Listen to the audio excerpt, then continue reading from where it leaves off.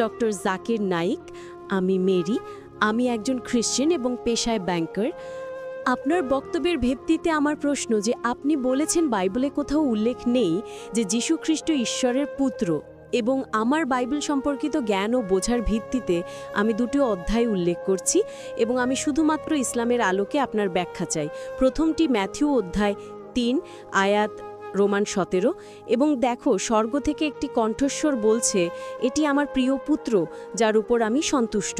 দ্বিতীয়টি জন অধ্যায় ৩ আয়াত ১৬, ঈশ্বর এতটাই পৃথিবীকে ভালোবাসলেন যে তিনি তার একমাত্র জন্ম দেওয়া পুত্রকে দান করলেন, যে কেউ তাকে বিশ্বাস করবে মরবে না, কিন্তু চিরকালীন জীবন পাবে।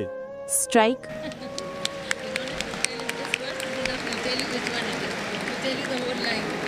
বোন, আমার বক্তব্য সংশোধন করার জন্য আপনি প্রশ্ন করেছেন যে আমি বলেছি বাইবেলে কোথাও বলা নেই যে যীশু ঈশ্বরের পুত্র, আর আমি এটি কখনো বলিনি।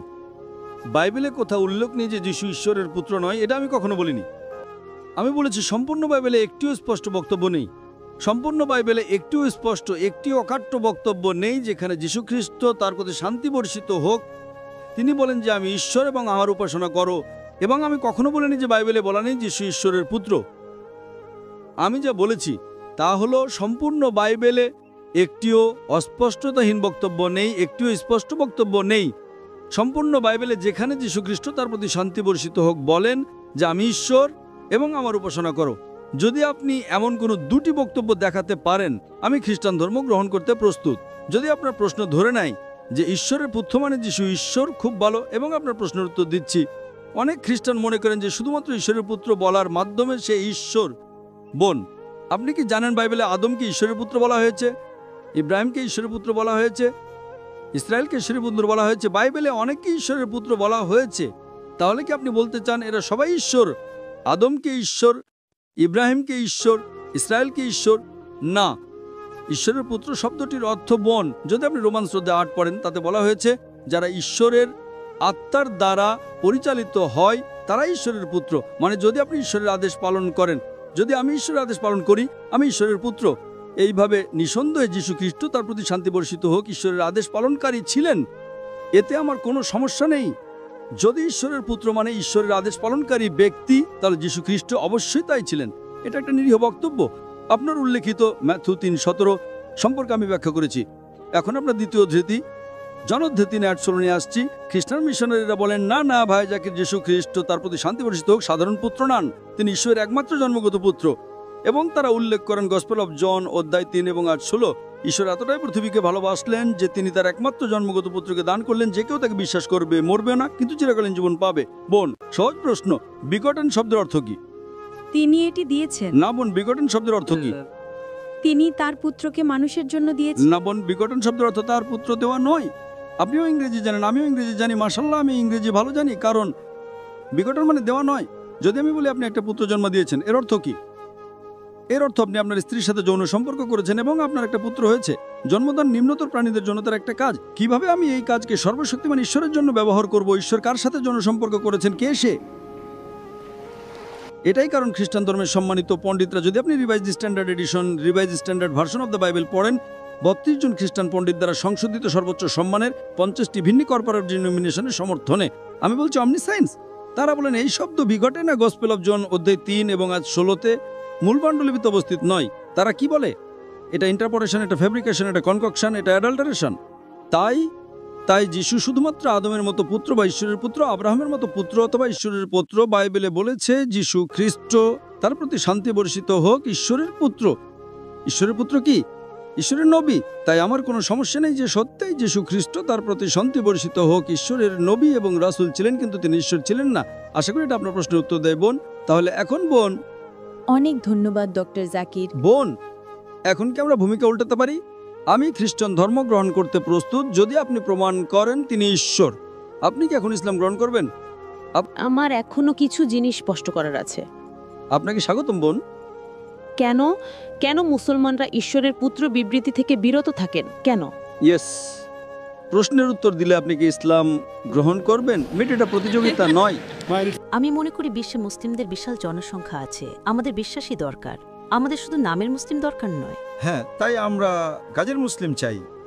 তাই আমরা কাজের মুসলিম হাতে চাই না, আমি নয়। বোন, আপনার প্রশ্নে আসছি যে কেন মুসলিমরা ঈশ্বরের পুত্র হিসেবে ব্যবহার থেকে বিরত থাকেন। খুব ভালো প্রশ্ন, এবং সেটাই কারণ। বোন, যদি আপনি কোরআন পড়েন, কোরআনে আল্লাহ সুবহানাহু ওয়া তাআলার 99টি গুণবাচক নাম আছে। রহমান, রহিম, মালাকিম, সর্বদয়ালু, সর্বকরুণাময়, সর্বজ্ঞ। কিন্তু আল্লাহ সুবহানাহু ওয়া তাআলা তার শেষ এবং চূড়ান্ত ওহীতে যদি পুরাতন নিয়ম এবং নতুন নিয়মের মতো কিছু থাকে, তাহলে কোরআন শেষ নিয়ম, তার শেষ নিয়মে তিনি আব শব্দ ব্যবহার করেননি। আরবিতে আব মানে পিতা। কেন তিনি আরও কঠিন শব্দ রব ব্যবহার করেছেন? রব আরও কঠিন উচ্চারণ করা, এবং যা মানে প্রভু, পালনকর্তা, ধারক। তিনি রব গুণ ব্যবহার করেছেন, কিন্তু আব নয়। কেন?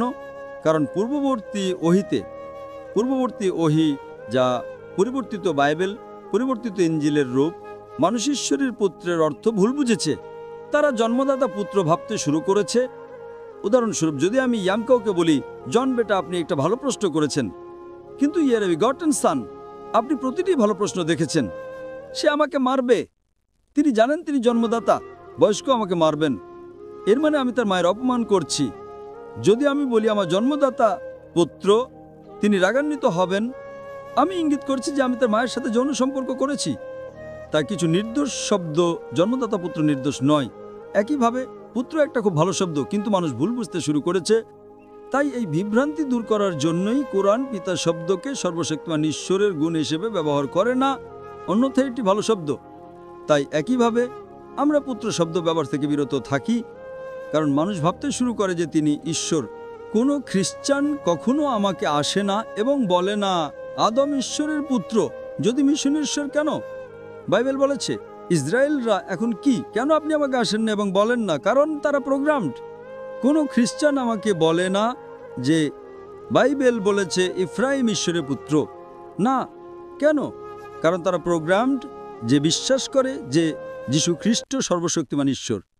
তিনি কখনো বলেননি তিনি সর্বশক্তিমান ঈশ্বর। এবং আমি আপনাকে এর আগে আমার পূর্ববর্তী উত্তরে বলেছি, তিনি কখনো দাবি করেননি দৈবত্ব। এর মানে আপনি সর্বশক্তিমান ঈশ্বরের অপমান করছেন। আমাকে কিছু বলতে দিন। যীশু, শান্তি তার উপর। এটাই আমি বলি, যদি খ্রিস্টান মানে একজন ব্যক্তি যে যীশু খ্রিস্টের শিক্ষা অনুসরণ করে, তার উপর শান্তি বর্ষিত হোক। আমরা মুসলিমরা খ্রিস্টানদের চেয়ে বেশি খ্রিস্টান। আপনি কেন জানেন? কারণ যদি আমরা বাইবেল পড়ি, যীশু খ্রিস্ট শান্তি তার উপর, গসপেল অফ জনে উল্লেখ করা হয়েছে তিনি 8ম দিনে খতনা করা হয়েছিল। মুসলিমরা খতনা করে, খ্রিস্টানরা খতনা করে। যীশু খ্রিস্ট শান্তি তার উপর, তিনি বলেছেন যে আপনাকে বাইবেলের প্রতিটি আইন অনুসরণ করতে হবে, প্রতিটি আদেশ। গসপেল অফ ম্যাথু 5 আয়াত নাম্বার 17 থেকে 20। যদি আপনি একটা আইন বা আদেশ থেকে একটা শিরোনাম ভাঙেন, আপনি স্বর্গরাজ্যে প্রবেশ করবেন না।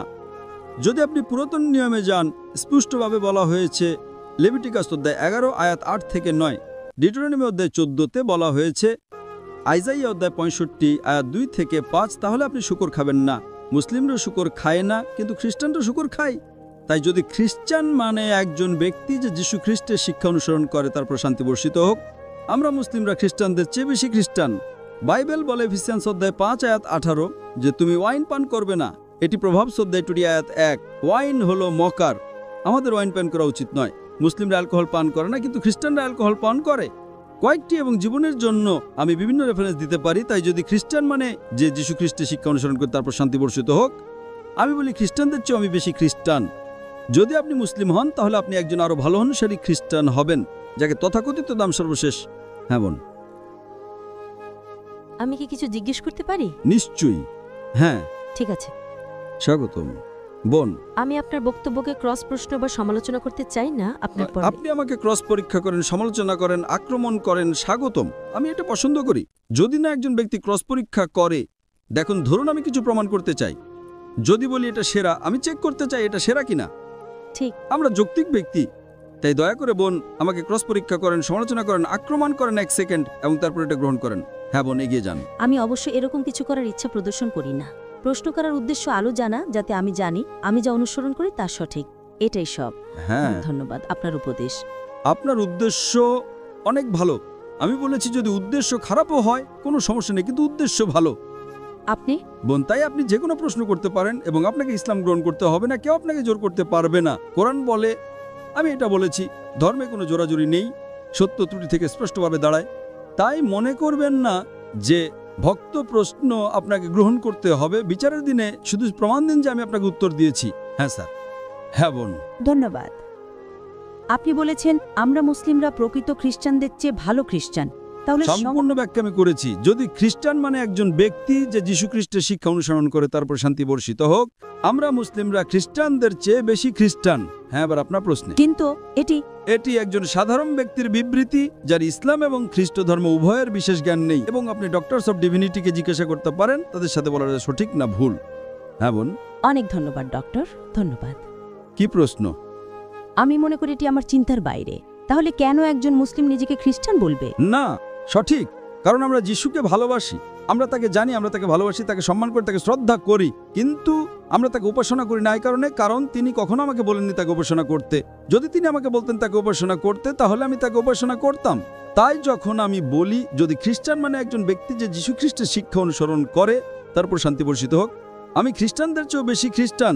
আপনি যীশু খ্রিস্টকে ভালোবাসেন, তারপর শান্তি বর্ষিত হোক। আমি তাকে সম্মান করি, তাকে শ্রদ্ধা করি, কিন্তু আমি তাকে উপাসনা করি না। তাই প্রশ্নের উত্তর হলো বোন। অনেক ধন্যবাদ।